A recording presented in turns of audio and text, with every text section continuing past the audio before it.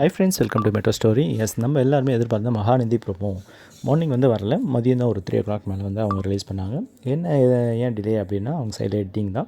அது மட்டும் இல்லாமல் எடுத்த ஷூட்டு அதுக்கு ஏற்ற மாதிரி அரேஞ்ச் பண்ணுன்றதுக்காக தான். ஸோ இப்போ நம்ம கொடுத்துருக்கிறது வந்து வளகாப் ட்ராக் அப்படின்னு சொல்லிட்டு விஜய் காவேரி வந்து ட்ரெஸ் கடைக்கு போய் ட்ரெஸ் எடுக்கிற மாதிரி தான் ஃபுல் அண்ட் ஃபுல் கடையில் மட்டும் இருக்கிற மாதிரி தான் அவங்க வந்து ப்ரோமோவே கொடுத்துருக்காங்க.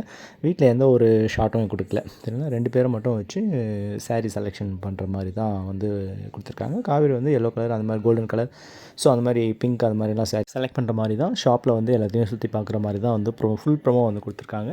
ஸோ வாய்ஸ் ஓவர் அவங்க வந்து பேக்ரவுண்ட் வாய்ஸ் ஓவர் அட்வர்டைஸ்மெண்ட் பண்ணுறவங்க வந்து ஒரு நெகிழ்விக்கமான தருணம், வளகாப்பு தருணம் அப்படின்ற மாதிரி கொடுக்குறாங்க. பிகாஸ் வளகாப்பில் வந்து ஏதோ ஒரு ட்விஸ்ட் ஒன்று வச்சுருக்காங்க.